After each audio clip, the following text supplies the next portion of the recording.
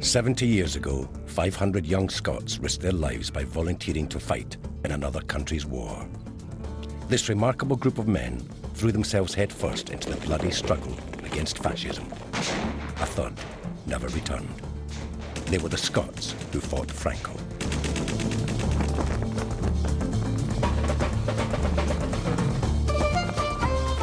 The Spanish Civil War of 1936 to 1939 was a conflict that gripped Scotland. It was the defining moment for a generation of Scots and, for a time, the country's greatest cause. Proportionately, Scots made a greater contribution than any other nationality.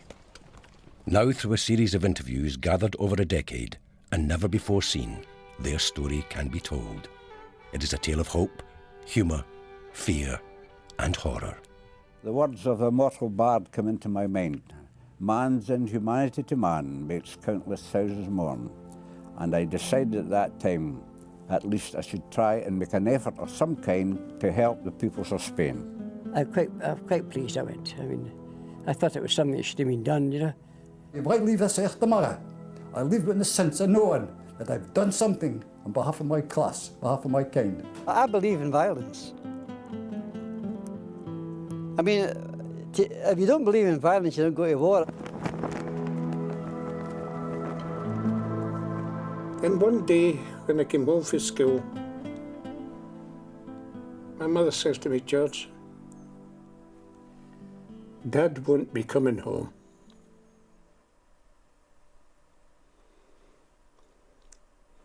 "You're now the man of the family." Christ, I was 12 years old.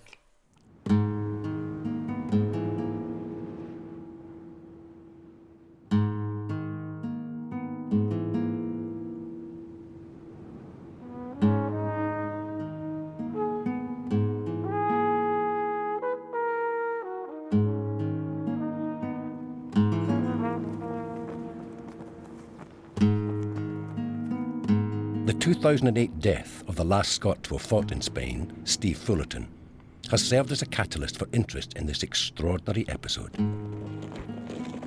Grandchildren of the hungry 30s have begun to look back and renew the memory of a time when Scots felt they could change not only Scotland, but the rest of the world too. Archivist Daniel Gray is the author of Homage to Caledonia, a major new book on the part Scotland played in the Spanish Civil War. He has been astounded by the book's success and the level of interest Scots have in the conflict. I think certainly the book has brought a success in the fact that people are now talking about it more than before. I've had a lot of relatives of people who had granddad, friend, uncle, auntie in Spain come to me and want to talk about it.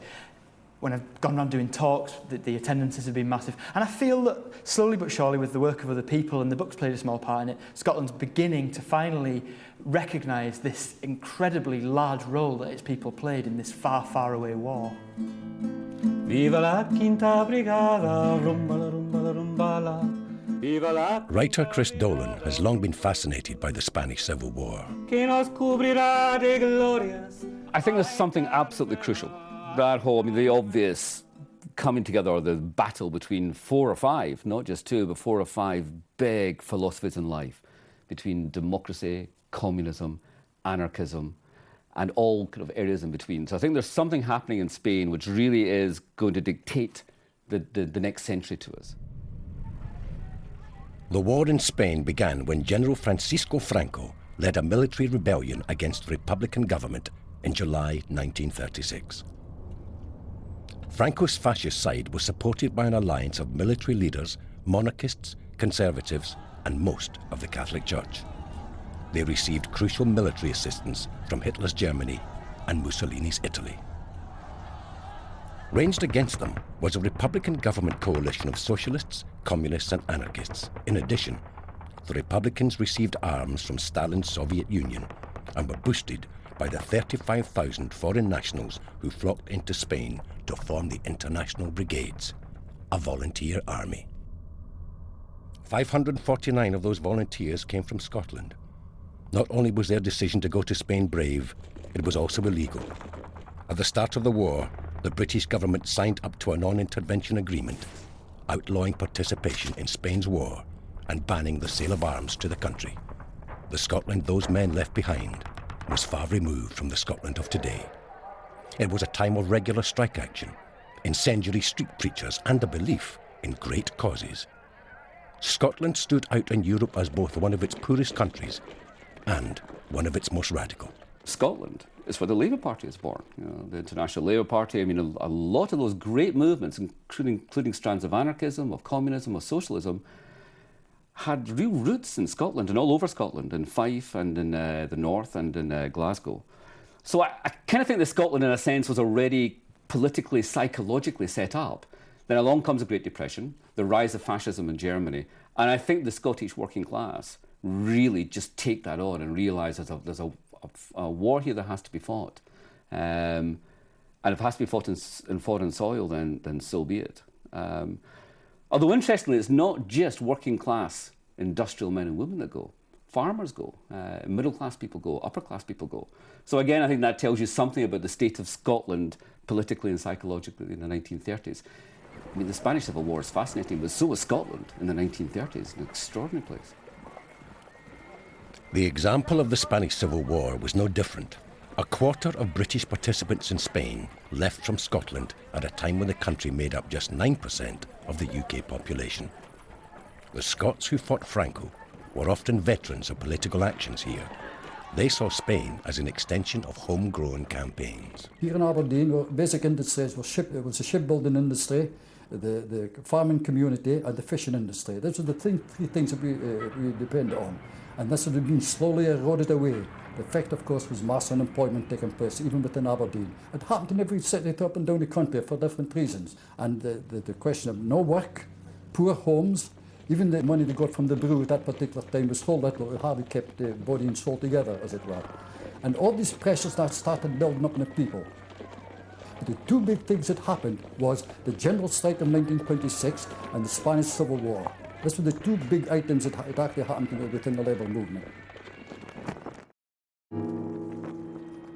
70 years ago, more than 500 young Scots radicals volunteered to serve in the Spanish Civil War. In many ways, the Spanish Civil War was the climax of a whole series of issues in Scotland from the late 1920s onwards. So, for example, we could start with the general strike of 1926, to mass unemployment, to the hunger marches, to the means test, and to the activity of the British Union fascist Oswald Mosley in Scotland and the public meetings that he held north of the border. Resistance to domestic fascism in the form of the British Union of Fascists was widespread in Scotland and formed a vital part of the political landscape that led to involvement in Spain. They had a very proud record, the unemployed workers movement and activists then, of making sure that a fascist meeting had never actually lasted more than a few minutes. They had a very good intelligence network. They, in fact, had recruited and talked with the tram workers. So they were able to find information very short notice if a fascist meeting was taking place. And they used to just ride on the trams for free and get up there and simply go in and put the boot in. They also, of course, had the proud record that the National Policy Director of the British Union of Fascists, when they were on their UK tour, admitted in a report that the toughest town that they were ever in was actually Aberdeen. Wherever the British fascists rallied or marched, a mass Scottish anti-fascist resistance mobilised. That same resistance would not let mere national borders obstruct it from its work. Aberdonian railway worker John Longdragon was one of those who exported the fight from Scotland to Spain. By myself, I went for political reasons. I had fought fascism in the street here in Aberdeen, and Glasgow for that matter at that particular time, and I was conscious of the fact of what fascism would do if they ever came to power. Now, it's one thing to fight them in the streets here, but to be really true to yourself, to believe in what you actually believe in as an anti-fascist, you had to follow it up. You couldn't say, well, I'll fight fascism here in Aberdeen, but I won't fight it anywhere else. I'd given up the ghost. That's ridiculous. You can't have that argument. You must follow up if you actually believe in it. And this is what I believed in. To those that volunteered to go to Spain, it didn't matter whether fascism cropped up in Buckhaven or Barcelona. The point was to oppose it. They were motivated too by the idea that were fascism not nipped in the bud in Spain, the inevitable result would be a wider European war. As the popular slogan went, bombs on Madrid today means bombs on Glasgow tomorrow. They believed only by stopping Franco, Hitler, and Mussolini in Spain could a world war be prevented. Many of those who would go on to fight there were members of the National Unemployed Workers Movement and took part in its hunger marches to London. Jenny Renton runs a bookshop in Edinburgh. Her father Donald was a key figure in the Spanish Civil War. She remembers politics as being the central motivation in his life. Princess Diana once said that there were 3 people in her marriage, and that was absolutely the same for my mother. There was her, and there was him, and then there were politics. The politics meant that the politics was really the first lady of my father's life. Politics was why my father wasn't around much when I was a child. Politics was why he went to Spain and she was left here, not knowing when he was in prison whether he was alive or dead. And politics was the reason why, in his absence, I was given the myth was constantly being reinforced of how great a man he was, which in fact, you know, I know he did have some greatness in him, and I still somehow really subscribe to that myth. For trainee accountant John Dunlop, political motivations for volunteering were accompanied by ethical ones. I was excited naturally by the stories reading about the International Brigade in Spain, and I decided that it really was my duty to go. And so I was brought up with a strong Presbyterian conscience, and I had, you know, these ideas of duty and responsibility sort of inbred in me. So I decided to join, and I was accepted, and to me it was the most wonderful experience of my life. George Gowans of Cumnock was stirred to act by his sense of injustice. My first introduction to Spain was in the mess room. I was in the post office, and in the mess room there's always plenty of papers lying around, and I picked up this Daily Worker. Believe it or not, I'd never heard of it before. And I read of how non-intervention was going to take place between Britain and France. And to me, it seemed against all international law that Spain should be deprived of food, clothing, or whatever necessary by 2 major powers. And I thought to myself, well, I can speak a bit of Esperanto. I could probably be of some assistance, supposing it was even as an interpreter. So I thought I would take myself off to Spain. These motivations were often accompanied by an understandable sense of adventure, as writer Chris Dolan explains.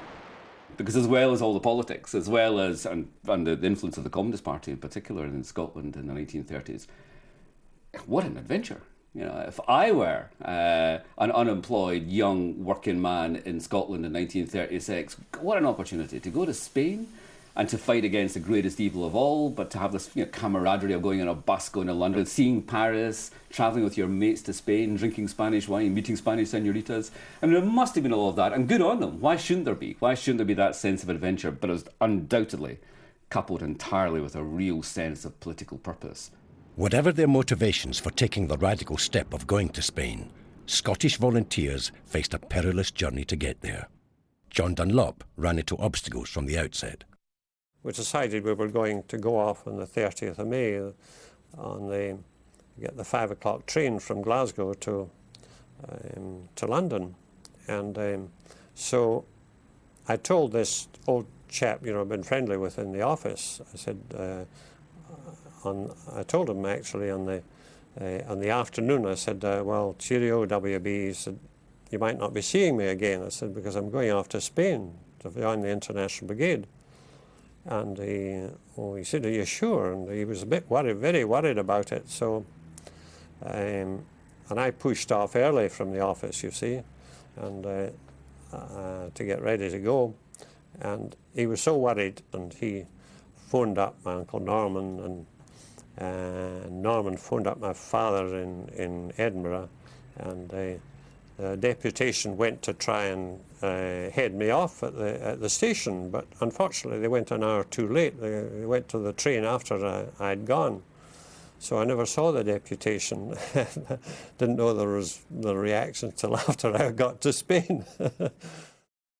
Early on in the conflict, Scots travelled to Spain as individuals or in small groups, an act of daring heightened by the fact that so few of them had left Scotland before. The working class people didn't go abroad in these particular times. We couldn't afford these sort of things at all. It was only the students and people like that. So a number of these students who were in France when the war broke out in Spain, they crossed the border and went into Spain and joined little militia bands at that particular time. They weren't formed as a NID group, as an International Brigade or anything like that. That came, as I say, in about January 1937. From the winter of 1936, volunteers were channelled through the Communist Party's Glasgow office and dispatched to London by train or bus. First, we left Glasgow on Thursday night, arrived in London on Friday morning. Friday night, we left on a weekend ticket to Paris at 28 and sixpence. Return Friday night to Tuesday morning. But of course, naturally, we never used the return. Well, as I say, we went. The three of us from Dundee went to Glasgow, and there was a group there, and we went down to London. I don't remember who we met, but they asked, does anybody here speak French?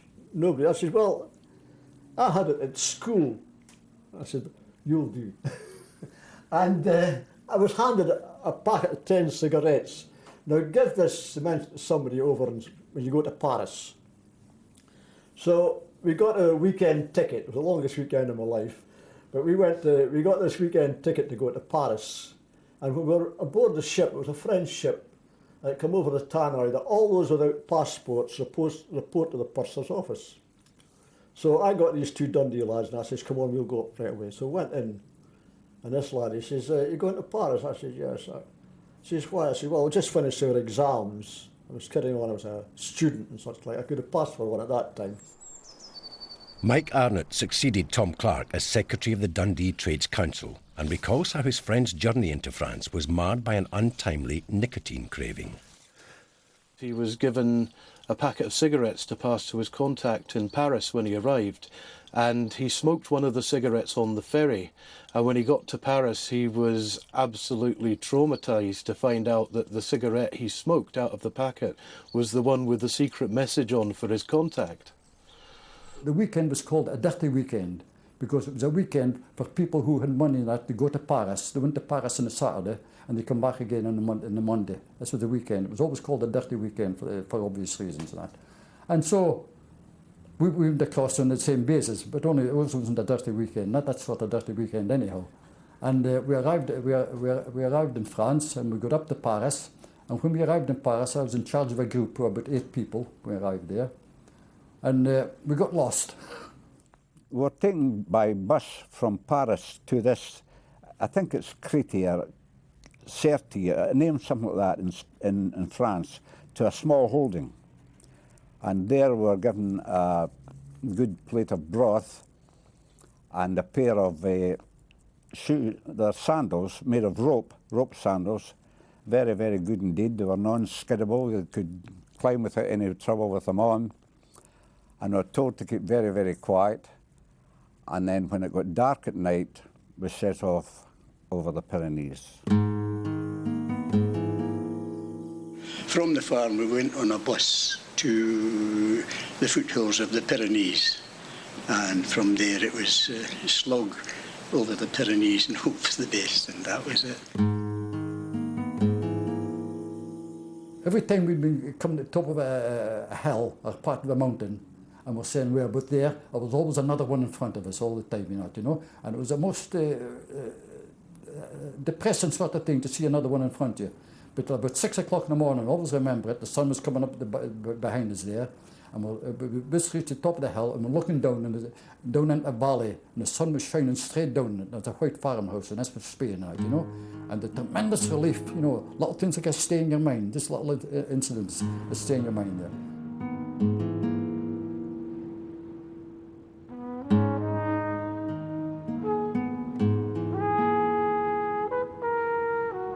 I was scared plenty of times in Spain when it came to action, but we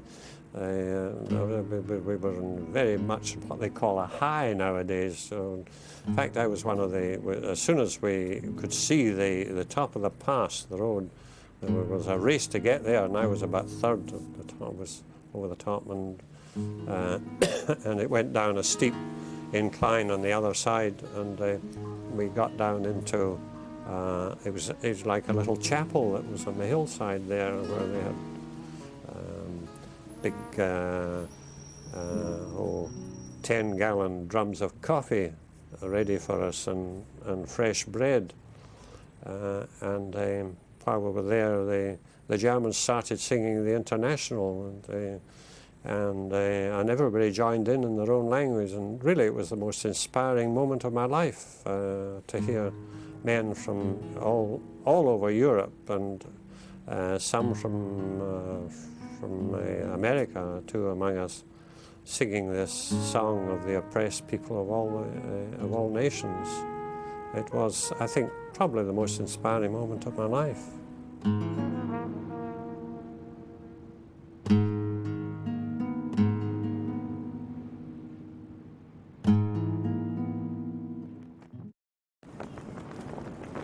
From 1936 until 1939, hundreds of Scots fought in the Spanish Civil War. On arrival in Spain, the gravity of the situation they had committed themselves to hit home. No matter how committed you may be politically or anything else, it's still a part adventure. You understand? You reach this point, adventure. But now you're looking down in Spain, and the change that's taking place then is, what am I heading for? What am I going into? We don't know what war is. We never experienced war. So I did 4 years as a territorial soldier, just for the sake of getting to summer camp and away from the slums, away from the town and so forth. Nevertheless, I had no experience of war. So this was something new. Now, the feeling started coming in. Not a doubt, not a question of doubt of that, but just a little uncertainty. That's what we're heading for. With their treacherous journey made, once in Spain, the volunteers were sent for basic training. Any exuberance and excitement soon gave way to horror and alarm as the harsh reality of war set in. The watershed moment for John Longdragon came while he passed through Barcelona on a train. From Brigaders, we proceeded down towards Albacete, which is the International Brigade base, the 15th International Brigade base. But in the process of going down there, we stopped at Barcelona, passing for about half an hour. And this was the first taste of war, because an air raid was in progress at the time. And it was the first time we'd actually seen bodies, men, women, and children, I expect, spread all over the street and so forth, and the rubble of houses coming down. So something we would all experience later on in the Second World War. But at this particular time, it was something completely new. The bombing of civilians, the civilian population, using them as part of the target, the war target and that. And we were shocked to see such a thing happening there. Well, we went to a place called Brigaders, where there were French and Germans there, and and the British. We were in different parts of the village, but we used to meet up for parades and for football particularly. There were some keen footballers among us. Discipline's a great thing. An organisation.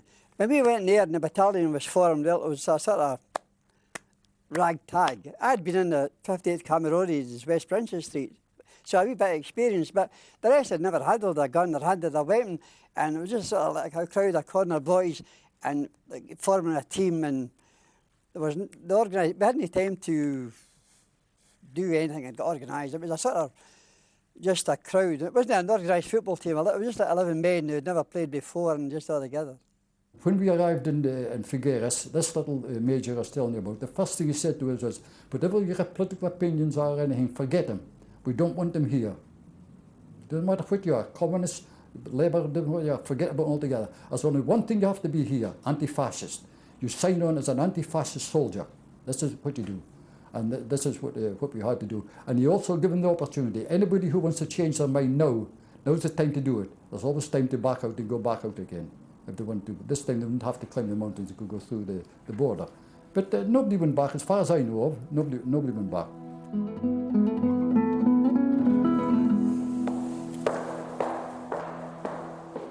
Daniel Gray works at the National Library of Scotland. Though a Yorkshireman, he was absorbed by the strength of Scotland's relationship with the Spanish Civil War.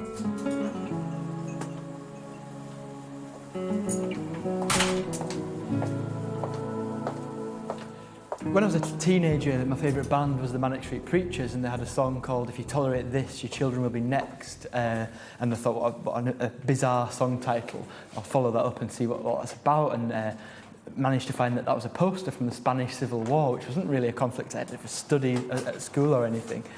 And the more I read about the Spanish Civil War, the more I thought, that really strikes a chord with me.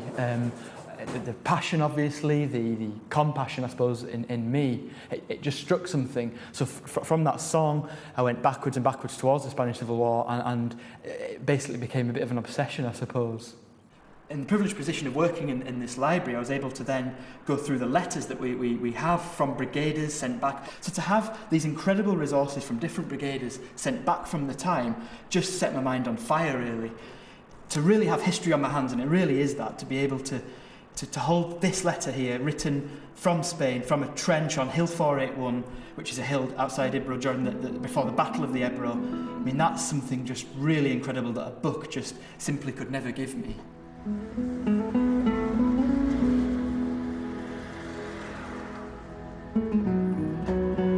Daniel's book is being launched in a Madrid bookshop. As well as the story of Caledonian adventure, he brings with him a taste of Scotland in the shape of malt whisky and shortbread. Visiting Spain will allow him to retrace the steps of the Scots he has written about. Daniel's journey begins in the Jarama Valley, south of Madrid. It's a real honour to be in Spain. It feels like, in some ways, I've joined the circle and finally finished the journey, bringing the book here. 549 Scots fought in Spain during the Civil War, and a third of them are still here, sleeping under the Spanish soil they came to defend from fascism. Today, I stood looking down on the Jarama Valley and in the trenches where so many of these men were. In that place and others, they laughed, argued and shot and received bullets.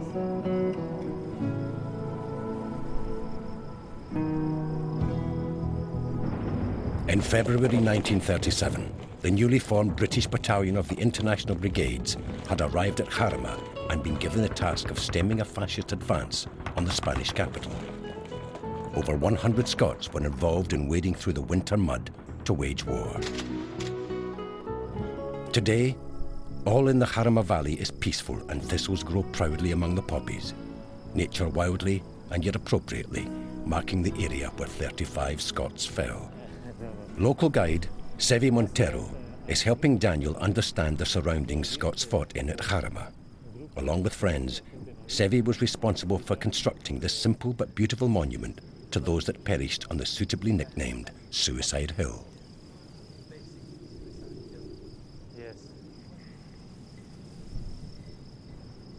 The International Brigade didn't go to Spain to win a war. They went there as a political symbol of support from the people, the respective countries they arrived at, and also to act as a shock troop, act as shock troops.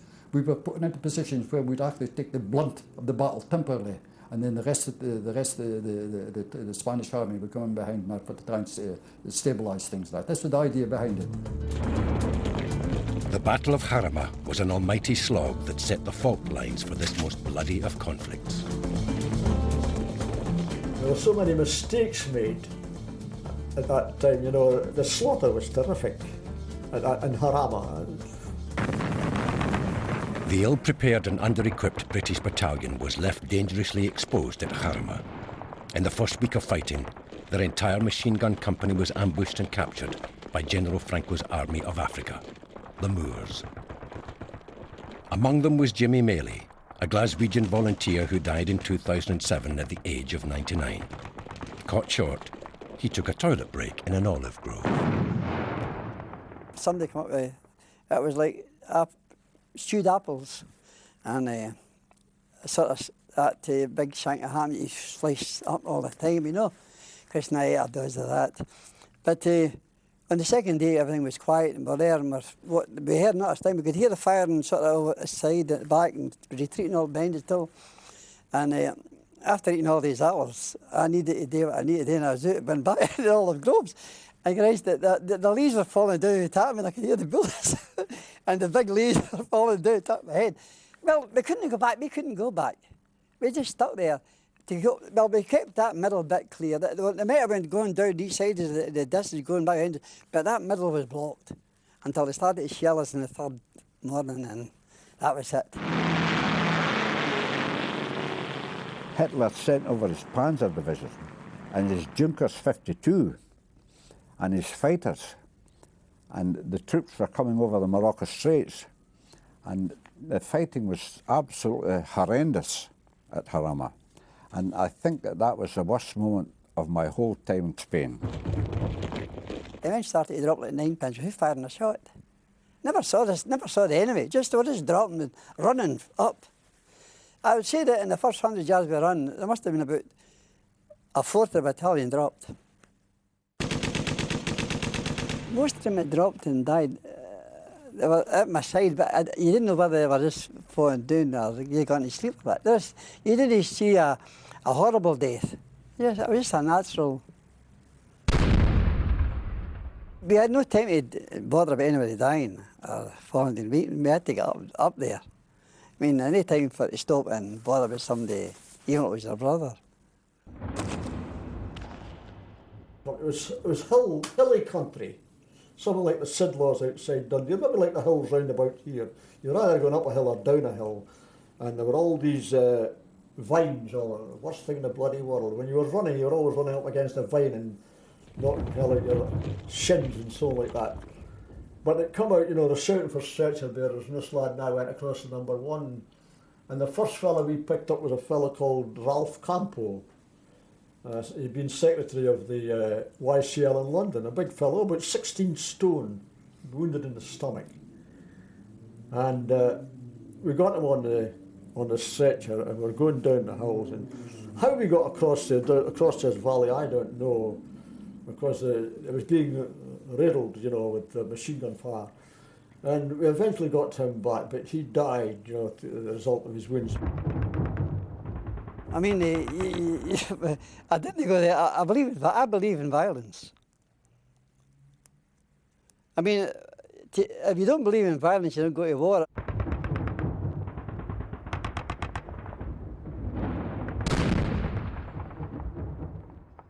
The next thing was the Arabs on horseback were there and were surrounded. That was the Moors on horseback, I should say, surrounded. And they had done sabres, or their own sort of. No swords, but a sort of cleavers, and they were threatening to cut the private's office. And then they tied their hands behind their back with their own wire, and I didn't know what the hell they were saying. One punched me right in the chin, and I carry on. Actually, when we got captured first, we got lined up.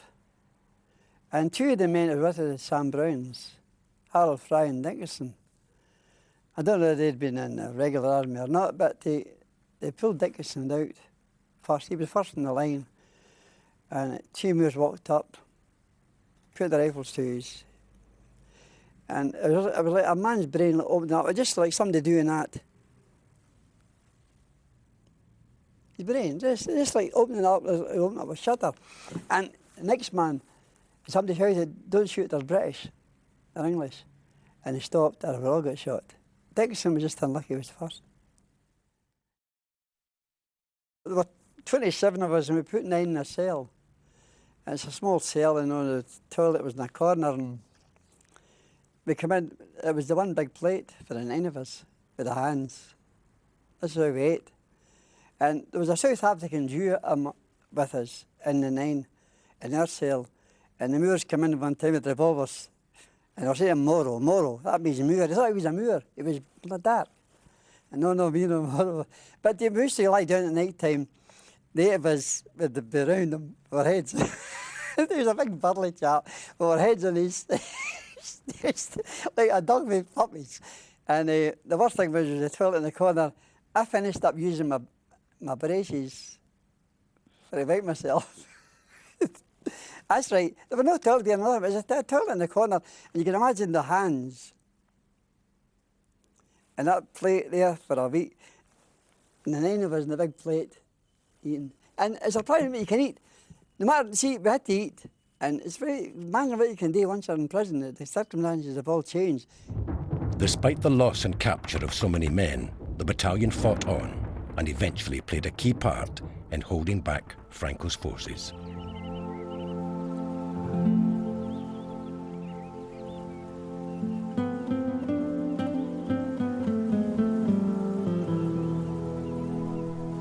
To finally come here to the Harama Valley is just something else for me, because I've read so much about this battle.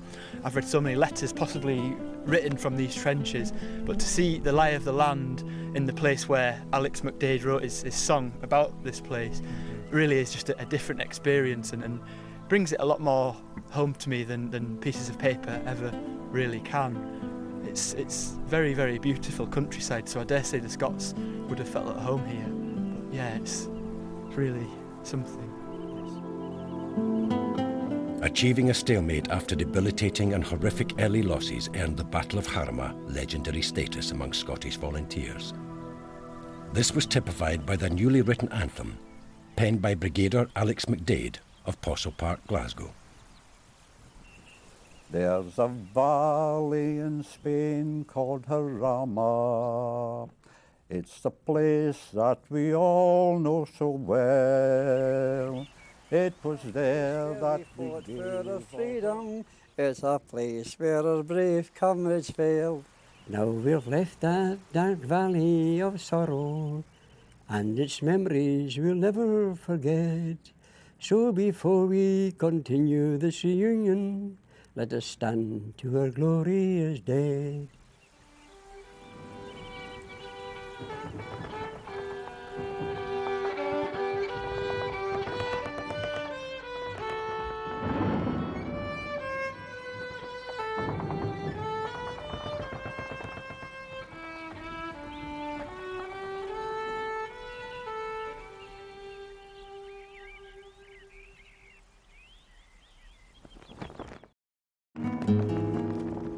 In 1937, hundreds of idealistic Scots had just come face to face with Franco's fascists at the Battle of Harama.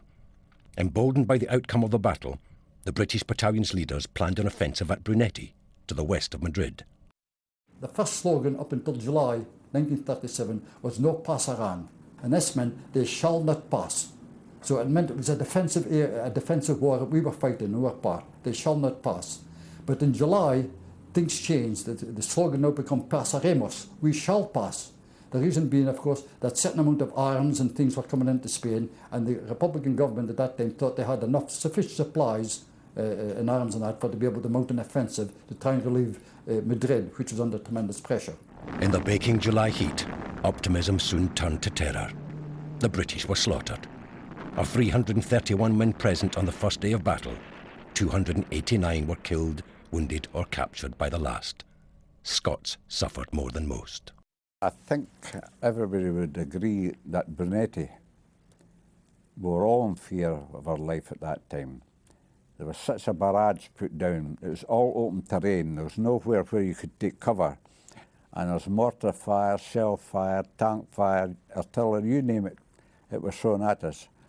There was the Stukas were coming down, you know, they were shooting at us. There was Junkers, they were bombing us.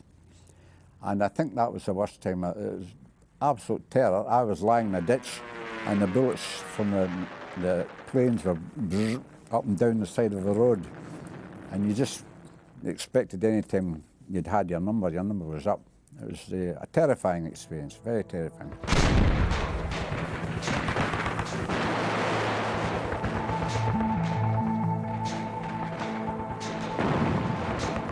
We were carrying ammunition to one of the guns from our ammunition dump along a straight communication trench, and we came under shell fire. And Bill Moses, a wee miner, I think, from Ayrshire, he got down, and he was in front of me. He got down on the ground, and and I got down behind him, and Black knelt beside my knees, and the shell came along and killed John Black, and this Frenchman was just behind him and took his head away. But that was a terrible moment, but the shock of it sort of dulled it. The sergeant in my group here, Sergeant Black, I always remember him, Sergeant Black from Dover. He was chairman of the Dover Labour Party. Excuse me.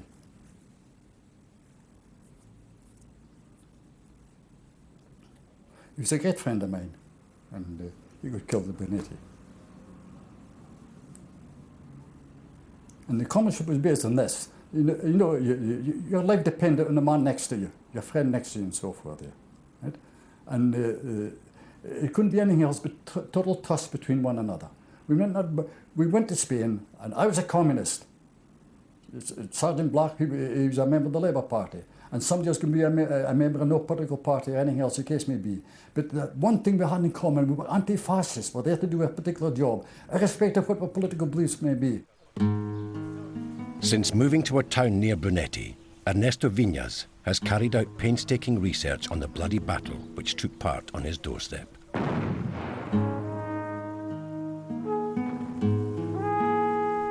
He now helps people from Scotland and beyond understand what happened when their relatives fought here. I know, and I try to research about the both armies. My particular political preferences, of course, are beside Republican fight, but I feel a lot of respect and curiosity for the world history. So I speak with anyone coming to me to know, and if I can help, I feel happy. Here there is a great problem that many, especially Republican soldiers, were dead and had to be abandoned in the battlefield.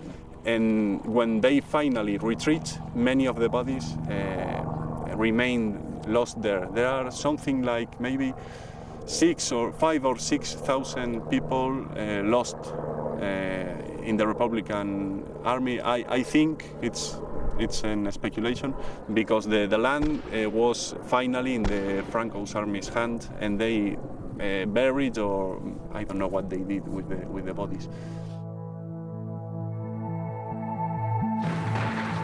By the summer of 1937, the Scots who fought Franco were demoralised and had witnessed slaughter on an unimaginable scale. The great cause they had pledged themselves to was ridden with bleak reality. In Spain, their idealism had been severely tested. It would take an iron will for them to continue the fight. They had found hell. War, it can only be described as an emotional event. You forget about the bombs and the shells and all the rest of it. It's your emotion. You go past your own emotions. You get scared. Anybody who goes to war and says he's not scared is a liar. He's a fool. You get scared initially, but you conquer your fear to a limited extent. It's the emotional side of the war that always impressed me. Not the bombing and the guns and the shells dropping and the bullets flying and that. These are things you expect in war. That's what war's all about. But it's the effect on the people that I was concerned with. They were mostly communal burials, so nothing else one could do when you're over there.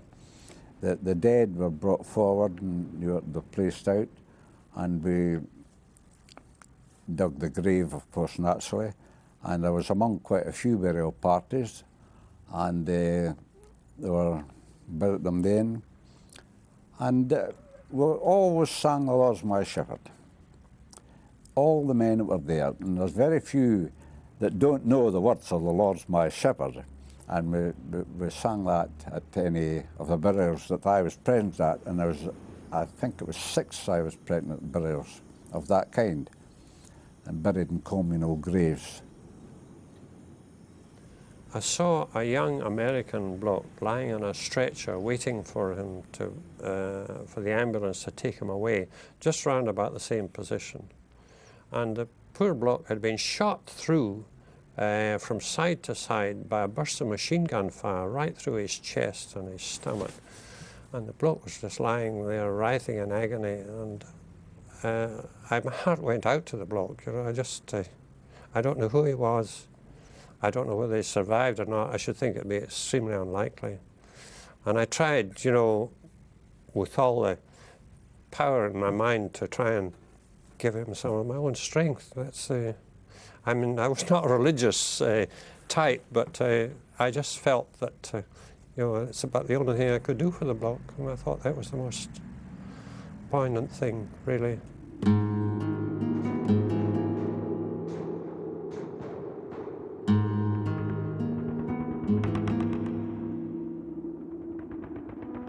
kind of a hot, dusty Andalusian romance to it. You very quickly realise that it's not romantic at all. It's one of the most vicious wars, and then followed up by 40 years of vicious phalangism under Franco. But I think there's still some of that romanticism still there, and you know, the Brigadistas, you know, these young men and women from Scotland, from my own country, who take this incredible journey. That has got its romance, even though what they found there quite often was death. Even though the battles were awful, there is still a kind of a camaraderie and a hopefulness. And I think finally it's about the hopefulness of the Spanish Civil War. Of course, it's a bitter hope because it was defeated. But it's still kind of there. There's still something in that fight that generation had, and those enormous issues they were fighting for, that still, I think, sing to us today. They still seem to us really interesting. They're still part of our lives today. And the story continues next Thursday at 9. More about that coming right up. And the programme is also available on the STV Player. Just go to stvplayer.tv.